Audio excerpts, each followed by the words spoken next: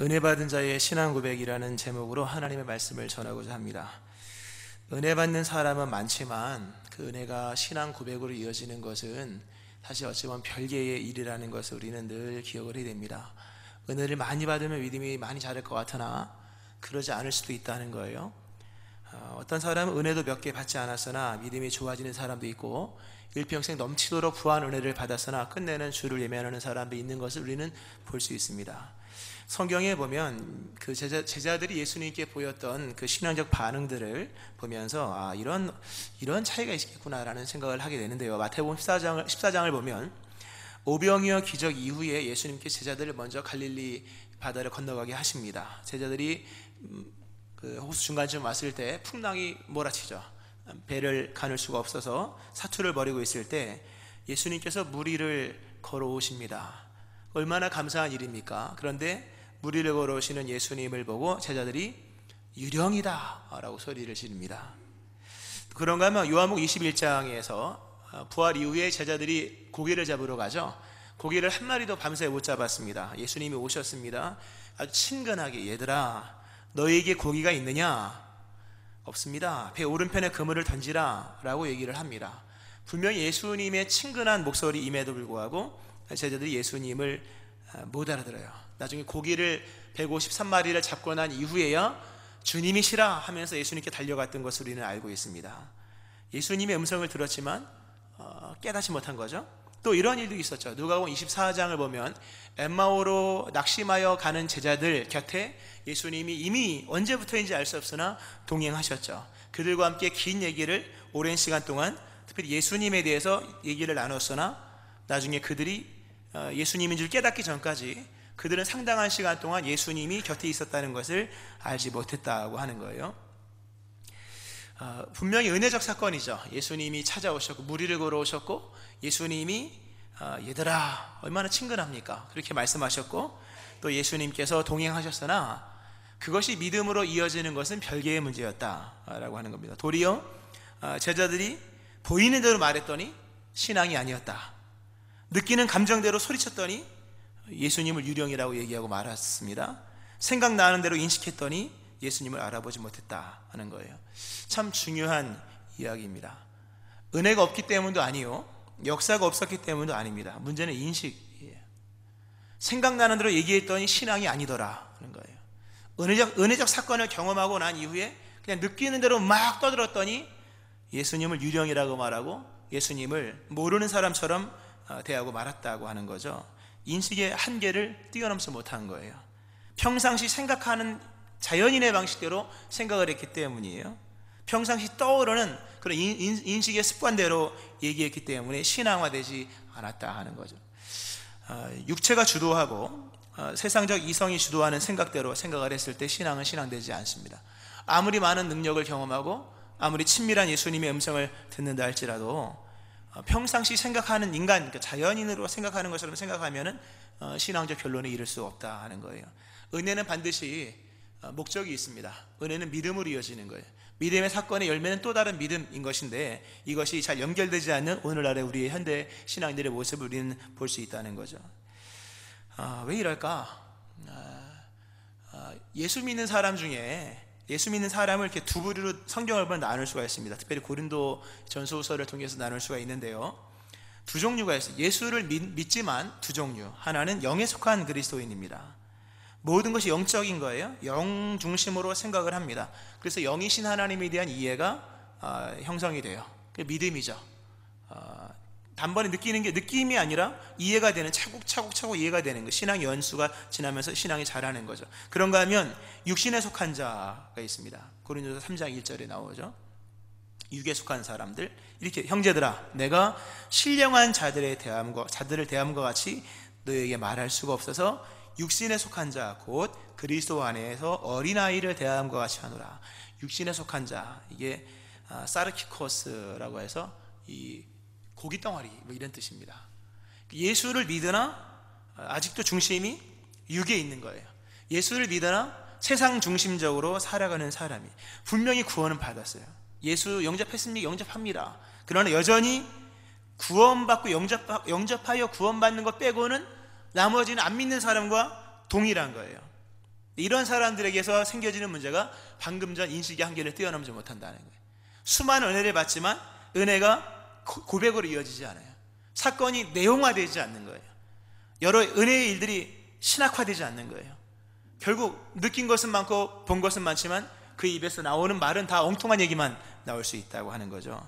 고린도서 2장 14절에 이런 말씀이 있습니다. 육에 속한 사람은 하나님의 성령의 일들을 받지 아니하나니 이는 그것들이 그에게는 어리석게 보임이요 또 그는 그것들을 알 수도 없나니 그러한 일은 영적으로 분별되기 때문이라.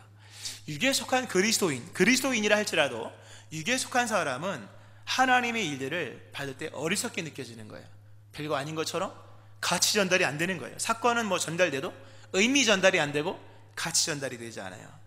그리고 그것들을 알 수도 없다. 분별되지 않는 거예요. 하나님의 일을 받을 때 그것이 어리석게 보이고 분별되지 않는 거예요. 분별되지 않는다. 육에 속한 사람에게는요, 하나님의 일이 뭐 하나님 은혜 주시는 분이니까 받지만 분별되지 않는 거예요. 그러니까 분별되지 않는다는 의미는 이런 의미예요. 다 그게 그것처럼 느껴지는 거예요. 하나님의 은혜가 그러니까 분별력이 떨어지면 다 그게 그거예요. 이건 분별이 떨어졌기 때문이에요. 손으로 더듬는 세계는 다 그게 그거예요. 눈으로 보면 입체감도 보이고 색깔도 보이고 엄청나게 말로 표현할 수 없는 다양성이 느껴요. 다양함들이 있잖아요. 그러나 눈이 열리지 않은 단순히 육에 초점을 두고 육적인 촉감만 의지하고 살아가는 사람에게 일어난 영적인 일들은 다 분별력이 떨어지므로 그게 그거예요. 그러니까 그게 그거라는 것은 뭡니까? 입체감도 사라지고 귀한 것도 별로 없고 재미도 없고 맛도 없고 신앙의 맛이 있잖아요. 여호와의 선하심을 맛보아 아는 것인데 그게 그거예요. 여기 계신 분들 중에 믿음 생활이 그게 그거고 이게 그거고 저게 그거 같은 분들이 있습니다. 그렇지 않아요, 여러분. 믿음은 다양한 믿음의 세계는요 엄청난 이 입체감이 있는 거예요. 믿음의 세계는 말로 다 표현할 수 없을 정도로 아름다운 거죠. 근데 이 신앙의 인식의 한계가 여전히 육에 속해 있음으로 인해서 하나님이 영적인 일을 깨닫지 못하는 거예요. 다 육적 개념 속에서 이해하다 보면 영적인 의미로 주신 하나님의 일들이 무의미하게 느껴지는 거예요. 우리 하나님은 영이세요. 우리가 예배 기원 때 우리가 항상 낭독하는 성경이 뭡니까? 예수님이 우리에게 알려주신 것, 예배 때 우리에게 알려주신 가장 귀한 것, 하나님은 영이시니 예배하는 자가 영과 진리로 예배할지니라. 하나님이 영이시라는 사실을 기억하고 그 영이신 하나님께 영으로 예배드리고 또 영이신 하나님이시기에 그것을 인정하고 설교 말씀을 들을 때도 영 중심적으로 듣는 거예요. 하나님은 영이시니 하나님이 우리에게 하신 모든 일의 우선순위도 당연히 영인 거예요. 하나님은 영이시기 때문에 우리 삶에 주시는 모든 우리 소위 말해서 축복이라고 하는 것들도 다 영적 우선순위에 두고 있는 거예요. 하나님의 영이시라는 것이 이해가 되지 않으면 하나님을 예배할 일들이 별로 없을 거예요. 하나님을 노래의 이유가 별로 없을 거예요. 왜? 육의 것만 초점을 두면 하나님과 맞지 않을 수 있기 때문이에요. 우리 예수님께서 그런 말씀하셨어요. 자신에 대해서 살리는 것은 영이니 육은 무익하니라. 내가 너희에게 이른 말은 영이요 생명이다 라는 말씀을 하셨습니다. 예수님이 이 땅에 오신 목적은 살리러 오신 거죠. 내가 온 것은 양으로 생명을 얻게 하고 더 풍성히 얻게 하려는 거죠. 이 땅에 오신 목적은 살리러 오신 거예요, 우리를. 근데 뭐부터 살리냐라는 거예요. 예수님 가만히 보면 영부터 살려요. 영을 살리지 않는 육의 살림은 무의미한 거예요. 예수님 언제나 영부터 살리십니다. 영에 초점을 두세요. 일단 영을 살려야 육도 의미가 있는 거예요. 그러니까 우리 예수님, 우리 하나님, 또 우리 성령님은 영이시잖아요. 근본 영이시고 영의 세계를 인도하시기에 항상 영 우선순위로 인도해 나가십니다. 우리의 영을 살리시고 우리 영적인 것에 힘을 쓰시는 분. 근데 우리는 그걸 잘 인식을 못하는 거예요. 육에 속해 있어서 육적인 하나님의 이해, 하나님의 역사에 대한 육적 해석, 하나님의 인도하심에 대한 물질적 해석. 이스라엘 백성이 광야를 가서 맨날 불평하는, 왜 이렇게 맛이 없는 것만 주냐, 맛있는 것도 하루 이틀이지, 만나를 매일 먹어봐라, 왜 이렇게 길이 불편하냐, 뭡니까? 다 육적인 얘기를 영의 얘기가 소통되지 않는 거예요. 영적 가치가 전달되지 않는 거예요. 수많은 은혜를 받았으나 신앙 고백이 일어나지 않는 거예요. 은혜가 없기 때문이 아니라 그 중심이 육에 있었기 때문이다 라고 하는 겁니다. 우리에게 영의 새로움의 일들이 일어나야 돼요. 오늘 보면 참 귀한 말씀이죠. 그러므로 내가 너희에게 알리노니 하나님의 영으로 말하는 자는 누구든지 예수를 저주할 자라 하지 아니하고 또 성령으로 아니하고는 누구든지 예수를 주시라 할 수 없느니라. 너무나도 귀한 말씀이에요. 예수님 우리에게 행하신 수많은 일을 본다고 예수를 주로 고백할 수 있느냐? 분명한 것은 예수님을 주로 고백하지 않으면 신앙은 신앙이 아니에요. 예수를 나의 주로 고백해야지만 구원이 성립되는 거예요. 예수님을 나의 주로 영접할 때에만 그리스도 예수의 구원이 그에게 주어지는 거예요. 아무리 예수님의 그늘 아래 있고 예수님의 주시는 은총을 받고 심지어 죽었다 깨어났다 할지라도 예수님을 주로 고백하지 못하면 신앙이 아닌 거예요. 근데 예수를 주로 고백하는 것이 쉽지가 않다는 거예요. 어느 정도로 어렵냐? 성령께서 도와주지 아니하면 예수를 주로 고백할 수 없다 일 정도로 어려운 거예요. 그러니까 불가능하다는 얘기잖아요. 그러니까 우리가 하나님 은혜를 주옵소서 여러 역사를 얘기를 많이 하지만 은혜보다 더 필요한 것, 역사보다 더 필요한 것은 은혜에 대한 이해, 역사에 대한 해석, 우리 삶에 지금도 동행하시는 하나님에 대한 인식이에요. 이것은 성령 안에서 가능한 거예요. 성령 충만하시기를 축원합니다. 그러니까 성령이 아니고서는 예수를 주시라 할 수 없느니라. 즉 예수 그리스도를 주라 고백하는 것이 이토록 어려운 것이구나. 다른 말로 말하면 어쩌면 오늘도 우리는 그리스도 예수의 충만한 역사를 경험하면서도 예수님에게 너무나도 인색하게 말하는 성도일 수도 있다는 거예요. 성령의 충만함이 사라지면서 충만한 그리스도 예수의 사랑을 겪으면서도 받으면서도 성령의 충만함이 사라지고 그 내면적 동행함이 사라지니까 충만한 은혜를 받으면서도 그리스도 예수에 대한 고백이 인색한 거예요. 인색한 정도가 아니라 불평이 많은 거예요. 불평이 많은 정도가 아니라 오해를 하는 거예요. 하나님 왜 이러십니까? 이렇게까지 되는 거예요. 심지어 안 믿을래요? 이 정도까지도 될 수 있다고 하는 거죠. 언제나 성령의 인도하심을 따라야 돼요. 영의 인도를 따라야 된다. 성령이 아니고서, 하나님이 영이잖아요. 그 하나님의 깊은 것까지 성령이 아니고서는 통달할 수가 없는 거예요. 해석되지 않는 거예요. 해석되지 않는 사건은 오해만 불러드릴 뿐이에요.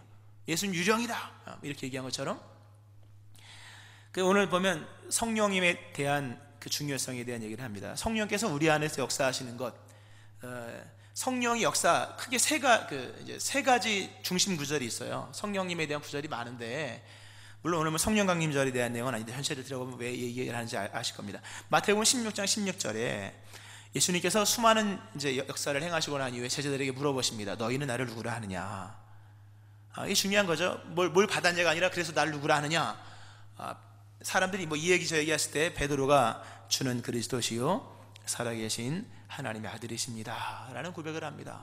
그때 베드로가 예수님께서 바요나 시몬아 네가 복이 있다. 이를 알게 하니는 혈육이 아니요 하늘에 계신 내 아버지시다. 베드로가 예수님 곁에서 얻어먹은 떡이 복이 아니고, 베드로가 예수님 곁에서 목도한 신앙의 기적들이 복이 아니고, 또는 베드로가 제자로 부름받은 것이 복이 아니라 그 모든 일들을 종합하여서 예수가 누구신가로 고백하는 신앙 고백의 완성, 이게 복인 줄로 믿으시기 바랍니다. 이 복이에요. 근데 이것을 누가 했느냐? 네가 한 게 아니라 하늘에 계신 너의 아버지, 하나님이 하시는 것, 또 성령께서 알게 하신 거죠.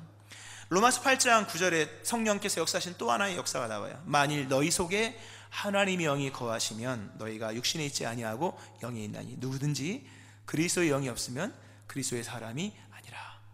성령께서 우리 안에 계시지 않으면 우리는 그리스도 예수의 사람이 아니에요. 그러니까 아무리 은혜의 그늘 아래 있고 은혜의 떡 부스러기를 주워 먹고 은혜를 몸으로 체험하다 할지라도 성령께서 역사하지 아니하시면 예수를 주로 고백할 수가 없는 거예요.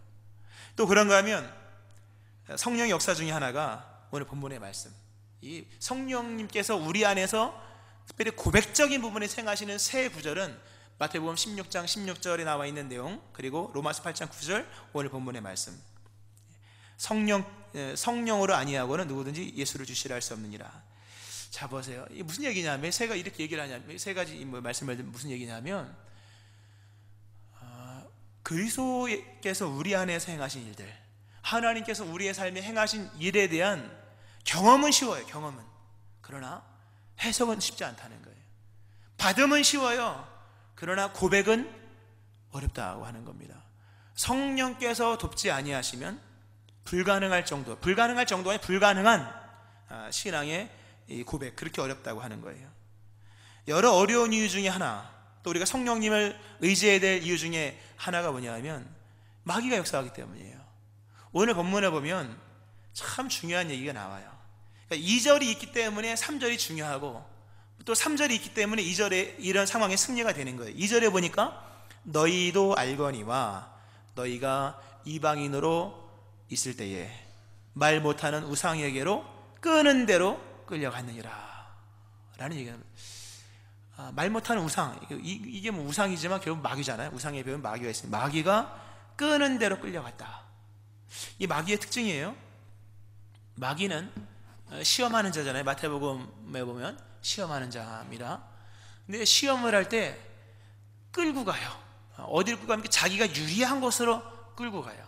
그 마태복음 4장에서 예수님 시험할 때, 마귀가 시험할 때 예수님을 성 높은 꼭대기로, 거룩한 성 꼭대기로 데리고 왔다. 데리고 가요. 일상의 삶의 자리에서 시험을 하는 게 아니라 끌고 갑니다. 마귀가 유리한 곳으로. 또 그 시험 마치고 나자 예수님을 지극히 높은 산으로 데려갑니다. 또 거기서 높은 산에 올라가서 온천하 북영화를 다 보여주면서 여러 이제 제시를 하죠. 이거예요. 마귀는 끌고 간다. 우리를 끌고 간다. 어디로? 시험의 장소로.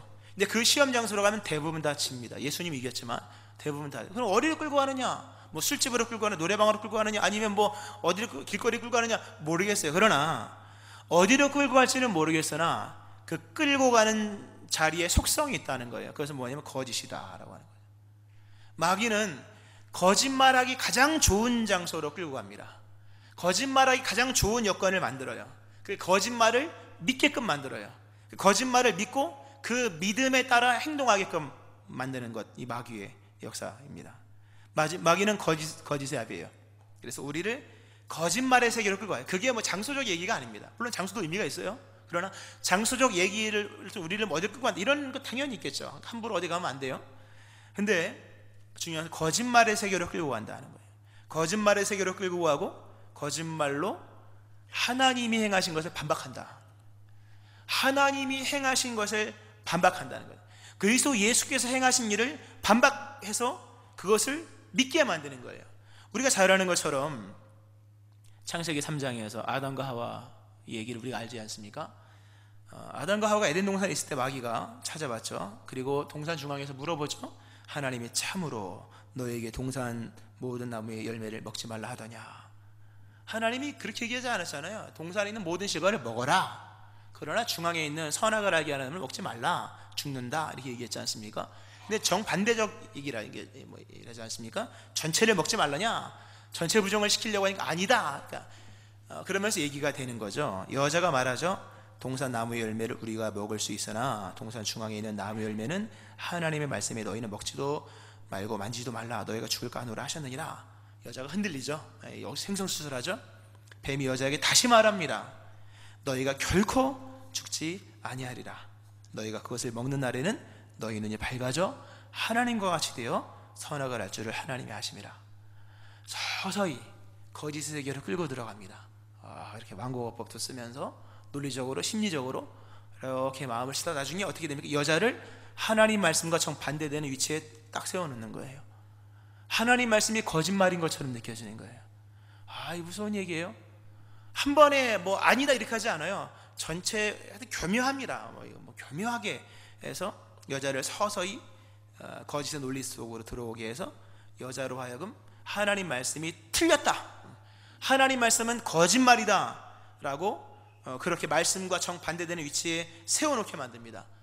그렇게 되고 나서 여자가 나중에 보니까 먹음직도 하고 보암직도 하고 지롭게 할 만큼 탐스러운지라. 이거 하나 먹어봤으면 소원이 없는 거예요. 추석 때 먹을 것 정말 많이 먹었지만 내가 먹은 것들은 다 음식물 쓰레기에 불과한 거예요. 저거 하나만 먹으면 소원이 없겠다 싶을 정도로 먹음직하고, 그리고 이토록 아름다운 게 또 있냐, 또 뭐 지혜롭게 할 만큼 이것만 먹으면 머리가 좋아질 것 같아요. 이것만 먹으면 결국 뭡니까? 지혜의 근원이신 하나님처럼 될 수 있겠다는 것처럼 느껴지는 거예요. 마귀의 논리에 넘어간 거예요. 마귀가 하나님 말씀 반대편에 하와를 완전히 세우는 거죠. 그렇게 해서 선악과를 보니까 너무나도 먹고 싶은 거예요. 그래서 선악과를 따먹죠. 따먹고 남편에게 또 주죠. 이 마귀 역사입니다. 끊임없이 우리를 하나님 반대편의 세계에다 세워놓는 거예요. 근데 참고로 마귀는 천지창조를 막지는 못해요. 누가 하나님의 일을 막겠습니까? 다만 하나님의 백성들로 하나님의 일에 대한 반대적 해석을 내게 한다는 거예요. 반대 위치에 서게 해서 하나님 말씀이 틀렸다고 느껴지게 만드는 거예요. 그걸 그렇게 믿어지게 만들어요. 그러면 당연히 그릇된 길로 가는 거예요. 오늘도 마귀는 여러분을 거짓 세계로 끌고 가요. 많은 사람들이 거짓 세계로 끌려갑니다. 그 마귀가 판단해 주는 대로, 그리고 마귀가 이끄는 대로, 우상에게로 끄는 대로 끌려갔다. 포로된 자의 모습이에요. 끄는 대로 끌려가서 마귀가 말해주는 대로 그대로 믿고, 마귀가 해석해주는 대로 그대로 해석하고, 마귀가 판단하고 평가하는 대로 맞아. 그럼 마귀가 맞기 시작하면 성경은 틀려 보여요. 마귀가 옳게 느껴지면 하나님의 일하심은 다 그릇되게 느껴져요. 그러기 시작하면 예수를 주로 고백할 수가 없는 거예요. 이 마귀 끄는 대로 끌려갔다. 성령은 무엇이냐? 우리로 예수를 주로 고백하게 한다. 뭐 더 많은 복을 받게 하는 게 아니에요. 바른 해석이에요. 그리스도 예수께서 우리에게 행하신 일에 대한 올바른 해석, 올바른 신앙 고백의 내용. 믿음은 내용을 드리는 거예요. 믿음은 고백을 드리는 거예요. 하나님 이러이러하십니다, 이 고백을 드리는 거잖아요. 근데 마귀는 이 해석의 문제를 끊임없이 빗나가게 만드는 거예요. 여러분의 삶에 대한 해석이 은혜 아래에서 그리스도 예수 안에 바르게 해석되어지기를 축원합니다. 성령 안에서 재해석되어야 될 일들이 너무나도 많은 거죠. 이 해석에 관한 문제, 이 요셉을 얘기하지 않을 수 없죠. 요셉이 감옥에 있을 때 그와 함께 있던 두 관원장이 꿈을 꿉니다. 떡 맡은 관원장, 술 맡은 관원장, 떡 맡은 관원장 다 꿈을 꾸죠. 꿈을 둘 다 꿉니다. 근데 그들이 꿈을 꾸었으나 해석을 못하게 했는 거예요. 참 이게 오늘 이 시대의 모습인 것과 흡사하죠. 꿈을 꾸었으나 해석을 못해. 그들이 얘기합니다. 요셉에게 우리가 꿈을 꾸었으나 이를 해석할 자가 없도다. 꿈은 꾸었는데, 또 꿈은 가졌는데, 심지어 꿈을 이루었는데 해석이 안 되는 거예요. 해석이 안 되는 꿈은 개꿈에 불과한 거예요. 해석이 안 되는 일은 육의 일에 속한 것뿐이라고 하는 거죠. 근데 요셉이 이 얘기하죠. 해석은 하나님께 있지 아니하니까. 해석은 하나님께 있다. 너무나 중요한 거예요. 우리의 삶에 일어나는 수많은 일들이 하나님에 의해서 해석이 돼야 돼요. 안 그러면 마귀에 의해서 해석이 될 거예요. 그럼 여러분은 하나님 반대편에 서 있을 거예요, 어쩌면. 그리고 하나님에 대한 신앙 고백이 아니라 불신과 의심과 불순종과 불신앙으로 떨어질 수 있다고 하는 거죠. 다니엘서 얘기도 동일하게 나옵니다. 다니엘이 바벨론 느부갓네살 왕 밑에 있을 때 하루는 느부갓네살이 꿈을 꿔요. 내 꿈이 너무나도 막 복잡한 꿈이에요. 그걸 느부갓네살이 자신의 박사들에게 얘기하지 않아요. 그리고 꿈을 맞춰봐라, 못 맞추면 다 죽는다, 뭐 이렇게 얘기를 하죠. 그때 다니엘이 꿈을 쭉 얘기합니다. 이런 얘기를 합니다. 그가 이 꿈은 참되고 이 해석은 확실하니이다. 너무나도 귀한 말씀들이에요. 조금 전에 해석은 하나님께 있다. 또 방금 말씀드린 이 꿈은 참되고 이 해석은 확실하니이다. 너무나도 귀한 말씀이에요. 꿈을, 인생의 계획을 잘 세우고 뭐 비전을 세우고 너무나 중요해요. 그러나 나중에 해석의 문제가 실패하면 꿈마저도 의미가 없는 거예요. 꿈도 참될 뿐만 아니라 해석도 확실하게 돼야 되는 거예요. 인생의 수많은 일을 이루는 것 너무나 굉장히 중요합니다. 그러나 수많은 일을 이룬다고 해서 끝이 아니에요. 그 수많은 일을 이룬 것에 대한 해석이 확실해야 돼요. 그래야지만 신앙이 믿음될 수, 우리의 신앙의 사건들이 믿음으로 될 수 있는 거예요. 해석을 그르치면 꿈도 헛된 것이 되고, 꿈이 아무리 좋아도 해석이 잘못되면 인생은 허무하게 될 수밖에 없다는 거죠. 오늘 이 시대에 말 못하는 우상에게로 끄는 대로 끌려가는 사람들이 너무나도 많아요. 그러니까 특히 예수 안에서 안 믿는 사람들은 뭐 아주 일상적인 얘기예요, 이거는요. 근데 예수 믿는 사람 안에서도 이러한 일이 일어나고 있다는 거죠. 예수를 주로 고백하지 못해요. 예수를 유령이라 얘기하고 예수를 못 알아보고 예수가 당신 누구냐 이러고 있는 일들이 일어나는 거죠. 특별히 세상에 성공신화들이 얼마나 많습니까? 세상에 성공신화, 일단 마귀에게서 나온 것들이죠. 우리 특별히 신앙의 간증들도 보면 뭐 예수를 믿어서 뭐 돈을 이렇게나 많이 벌었습니다, 이런 간증 많잖아요. 또 우리 뭐 자회사서 읽잖아요. 예수를 믿어서 뭐 이렇게 뭐 3대가 잘 됐습니다, 뭐 4대가 잘 됐습니다. 좋아요. 좋지만 그러나 위험해요, 여러분. 내가 가난하게 사는 게 문제가 안 돼요. 그러나 옆집에 부자가 들어오면 상대적으로 개념이 뒤틀리는 수가 있어요. 명절이 돼서 오랜만에 시골에 가서 몇 달 만에 시골 갔죠. 추석 설날 때 가고 처음 갔으니까. 근데 저희 집에서 한 50m 떨어진 집에 서울 사람이 집을 검은색 벽돌로 2층 집으로 기가 막히게 져놨더라고요. 뭐 잘 지었죠. 근데 그 집이 들어오는 순간 우리 동네가 초라해 보이더라고요. 저희 집이 죽은 집이거든요. 91년도에 다시 이게 리모델링하고 뭐 했던 시골집이지만, 근데 좋은 집이 막 검은색으로 뭐 차도 좋더라고, 예전차 타고 막 딱 하나 생기니까 그 순간 이제 우리 집이 이제 완전히 이제 뭐 학고방입니까? 뭐 이렇게 뭐 되는 거예요. 세상이 그런 거예요. 누가 성공을 얘기할 때 그거 좋은 일이지만 성공을 누가 얘기하는 순간에 평범함이 무능이 될 수 있다는 거예요. 강함을 얘기할 때 연약함이 죄인 것처럼 느껴질 때가 있다는 거죠. 돈 없는 게 뭐 불편할 뿐이지 불행한 일은 아니잖아요. 그러나 돈을 누가 지나치게 막 수백억 뭐 수천억 벌었다고 얘기하면 마치 돈 없는 나는 실패하는 것처럼 여겨질 수 있다는 거예요. 이 세상의 성공신화가 가져와서 세상의 성공신화가 수많은 사람을 낙심하게 만드는 마귀의 방법이에요. 여러분, 연약한 것은 죄입니까? 연약한 건 죄가 아니에요. 자, 평범한 것은 무능한 겁니까? 무능한 게 아니죠. 돈 없으면 실패입니까? 아니에요. 이거 아무런 기준이 아니에요. 출세하지 못하면 무능력한 자인가? 그것도 아무런 의미도 없는 거예요. 그러나 세상의 기준이 하나씩 세워지면서 연약함과 평범함과 돈 없음과 또는 성실한 사람이 느림보 거북이처럼 느껴지는 일들이 생길 수 있다고 하는 거예요. 이게 다 마귀가 하나님 반대편에서 우리로 인생을 잘못하게 해석을 하는 거죠. 우리는 성실하면 돼요. 성실하게 하나님께서 맡기신 일에 그날 상황에 순종하고 믿음의 긴 신앙의 길을 가면 되는 거죠. 성실하면 돼. 예수님께서 달란트 비유에서 칭찬하실 때 뭐 5달란트를 남겼기 때문에가 아니거든요. 5달란트나 2달란트나 동일한 칭찬을 하셨던 것은 뭡니까? 양적인 부분이 아니라 그들의 어떤 발빠른 순종, 정말 미루지 않는 바로 순종하는 순종과 끊임없는 성실함, 이게 칭찬의 내용이잖아요. 근데 오늘 이 시대에는 성실하게 사는 사람이 느림보 거북이처럼 느껴지게 만든다고 하는 거죠. 이 잘못된 해석, 이런 해석이 오류에 빠지기 시작하면 예수님이 주로 고백이 되지 않아요. 예수님이 이상한 분처럼 여겨져요. 나는 왜 이렇게 무능합니까? 무능하지 않아요, 여러분. 먹고 살면 훌륭한 거예요. 할렐루야. 아멘이 크네요, 오늘. 먹고 살면 훌륭한 거예요, 여러분. 우리가 뭐 큰 돈을 못 벌어도 그냥 자식 키우고 믿음 생활 잘하고 신앙의 유산을 물려주면 되는 거예요. 믿음의 세계에서 기준은 믿음밖에 없어요, 여러분. 지금은 세상의 것들이 뭐 이렇게 성공신화를 얘기하지만 그건 마귀가 예수님에게 시험 걸었던 그 모습 그대로 지금 우리에게 시험을 걸어오는 거죠. 우리의 기준을 제시하여서 성실한 사람이 느림보 거북처럼, 연약한 사람이 죄인인 것처럼, 평범한 사람이 무능한 것처럼, 돈 없는 사람이 실패인 것처럼 그렇게 해석을 하게 하는 거예요. 벗어나야 돼요.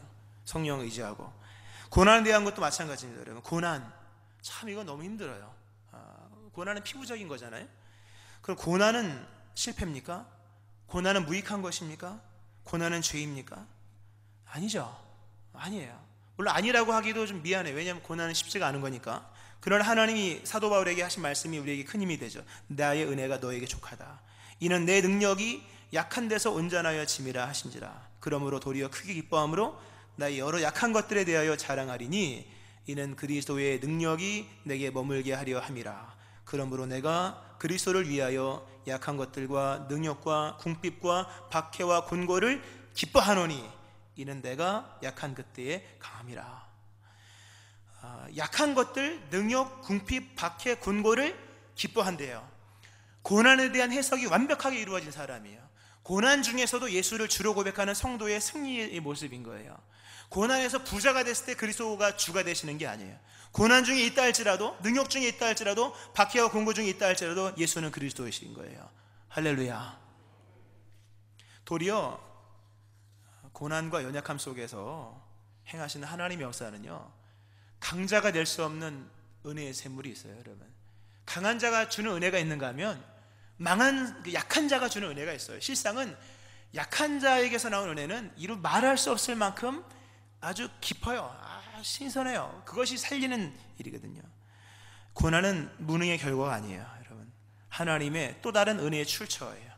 하나님의 살아계심을 보이시기 위한 하나님의 또 다른 역설적인 하나님의 섭리인 거예요. 고백하시길 바랍니다. 고난이 실패냐? 나는 왜 이렇게 인생이 연약하고 힘들고 아프고, 이게 그럼 잘못된 거냐? 잘못된 거 아니에요, 여러분. 성령 안에서 우린 예수를 주로 고백을 할 수 있고요, 또 고백을 해야 됩니다. 말씀을 좀 맺으면서 우리가 지난 시간에 이사야서 42장 1절에 4절 말씀 보면서 우리를 궁일이 여기시는 그리스도 예수에 대한 얘기를 했습니다. 외치지 아니하고 들리지 아니하며 소리를 거리에 들리게 하지 아니하시며 상한 갈대를 꺾지 아니하시며 꺼져가는 등불을 끄지 아니하시고 진실과 정의를 시행하실 것이며 그는 쇠하지 아니하며 낙담하지 아니하고 세상의 정의를 세우시는 분으로 예수님에 대해서 우리가 보았죠. 그래서 우리가 믿음의 특징이 없고 믿음의 평균치에 이르지 못한 꺾여버린 갈대같이 보잘것없지만 그래도 예수님은 우리의 믿음을 믿음으로 인정해 주신다.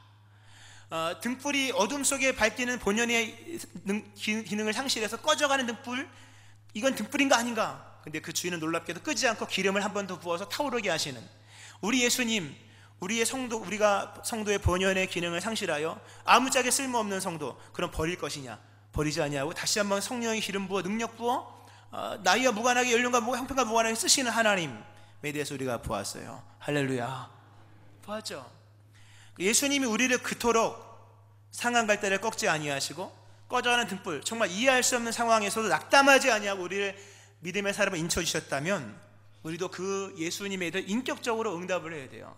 무슨 말씀인가 하면 내 눈에 보기에 우리 하나님의 행하신 일이 상한 갈대처럼 보일 수도 있고 예수님이 행하신 일이 꺼져가는 등불처럼 그렇게 초라하고 희미하게 보일 수 있을지 모르겠으나 그럼에도 우리는 예수를 믿어야 돼요. 예수를 나의 주, 그 예수를 나의 주로 고백해야 돼요. 성공 또는 승리 이런 것만이 아니라 우리는 보기에 이상하게 여겨지는 일들이라 할지라도 이제는 바른 해석을 할 수 있어야 돼요. 하나님이 행하시는 일은 언제나 선하신 거예요. 할렐루야. 말씀 맺겠습니다. 여러분, 은혜를 받는 것과 은혜를 아는 것은 달라요. 은혜를 경험했다고 은혜를 고백하는 게 아니에요. 오늘 신령한 것에 대하여는 나는 너희가 알지 못하기를 원치 아니한다. 신령한 것을 너희가 받지 못함이 아니에요. 신령한 것에 대하여 나는 너희가 알지 못하기를 원치 아니한다. 받고 안 받고의 문제가 아니에요. 알고 모르냐의 문제예요. 신령한 것을 받는 것 중요하죠. 그러나 받았다고 되는 것이 아니라 아는 것에 있는 거예요. 우리의 생각을 주님께 인도해달라고 기도하셔야 돼요. 많은 사람이 자신의 인생을 인도해달라고 얘기해요. 그 인도를 받아서 홍해도 가르고 출애굽도 하고 광야도, 그러나 생각의 인도를 받지 않아요. 나의 생각을 좀 인도해달라. 보이는 대로 말하는 거 믿음 아니에요. 느끼는 대로 소리치는 것도 믿음이 아니에요. 끌리는 대로 가서 얘기하는 것도 믿음이 아니에요. 인도받아야 돼요. 성령님, 나의 생각을 인도해 주세요. 성령 안에서 바른 해석을 하게 해주세요. 성령님께 의지하고 나의 생각, 정신세계, 생각의 세계를 맡기고 의지하며 나갈 때 신령한 것들을 알게 되는 역사가 일어나는 거예요. 고백이 생기고 내용이 생겨요. 신앙이 체계화되고 주님께서 기뻐하시는 그리스도 예수를 주로 고백하는 신앙의 완성들이 생겨지는 거죠.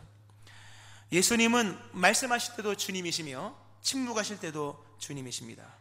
우리 보기에 선을 행하실 때도 주님이시며 우리 보기에 이해할 수 없는 그 이상한 일을 행하실 때도 주님이십니다. 밝을 때도 주님이시고 예수님은 어둠 속에서도 주님이십니다. 어제나 오늘 그리고 내일도 예수님 우리의 주인이십니다. 오늘 우리 모두는 다 예수를 주로 고백할 수 있는 위치에 있는 거예요.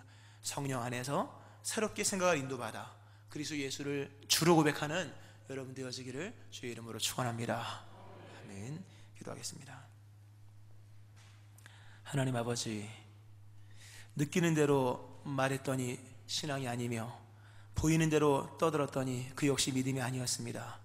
하나님, 우리에게 성령 안에서 바른 신앙의 해석을 할 수 있도록 은총하라 하셔서 마귀의 유혹에서 벗어나게 하시고, 하나님 말씀 반대편에서 하나님의 일을 그릇 해석하려고 했던 모든 어리석음들을 회개합니다.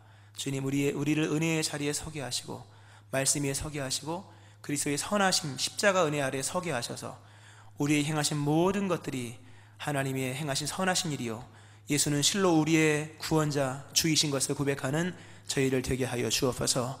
하나님 아버지, 우리의 실패, 우리의 평범함, 우리의 무능함들이 결코 죄가 아님을 말씀하시는 주여, 주를 믿고 힘을 얻습니다. 영광 받아 주옵소서. 예수님의 이름으로 기도합니다. 아멘.